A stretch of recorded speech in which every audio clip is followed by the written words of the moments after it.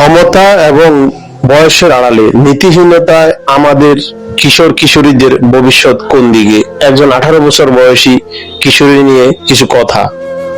ক্ষমতা এবং টাকা, চাকরির প্রলোভন দেখিয়ে 17-18 বছরের একজন কিশোরীকে যখন 70 বছরের বিদ্যার সাথে জড়িয়ে দেয়, তখন সমাজ চুপ করে থাকে না। যখন অনৈতিক কাজের ভিডিও ভাইরাল হওয়ার পর তথাকথিত সমাজের চোখের সামনে লোক দেখানোর মতো বিয়ের নাটক সাজানো হয়, ঠিক তখন প্রশ্ন উঠে, এই সমাজ কবে বদলাবে?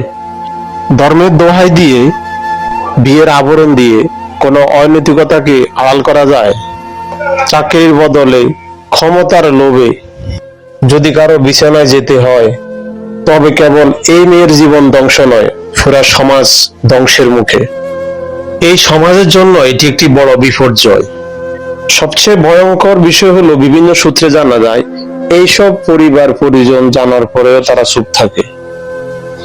এবং মজার বিষয় হচ্ছে, তারা বিভিন্ন সুবিধা নেওয়ার চেষ্টা করে। 18 বছর বয়সী একজন কিশোরীর ইজ্জত, নৈতিকতা এইভাবে বিলিয়ে দেওয়ার কোনো মানেই হয় না। 5টি বছর সুবিধা নেওয়ার জন্য ক্ষমতার লোভে পড়ে নিজের সন্তানকে অন্ধকার কূপে ঠেলে দেওয়ার, এটা কি কোনো অভিভাবকের পরিচয় হতে পারে? একটা বার ভাবুন তো, এই কিশোরীর বয়স এখন 18 বছর, বিদ্যার বয়স 70 বছর।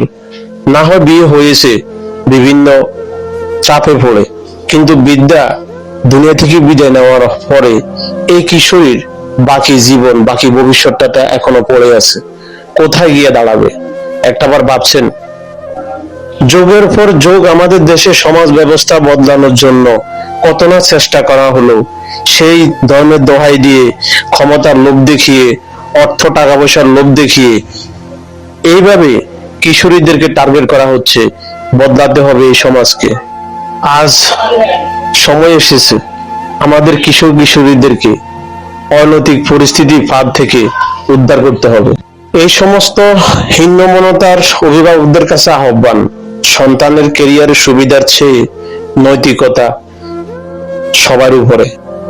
একজন অভিভাবকের কাছে সন্তানের নৈতিকতা, আত্মসম্মান, মানসিকতা সবার উপরে রাখা উচিত।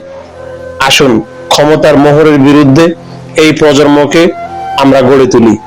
আর এই সমস্ত অনৈতিক কাজের সাথে যারা জড়িত আছে, তাদেরকে আইনগত ব্যবস্থা নেওয়ার আহ্বান জানাচ্ছি, এবং সরকারের প্রতিও অনুরোধ থাকবে বিচার ব্যবস্থা যেন আরো কঠিন করা হয়। প্রিয় অডিয়েন্স, ভিডিওতে আমি অনেক কথা বলেছি। আমার কথাগুলো যদি ভালো লাগে, কমেন্ট করবেন এবং শেয়ার করে অন্যকে দেখার সুযোগ করে দিবেন। সবাইকে অসংখ্য ধন্যবাদ।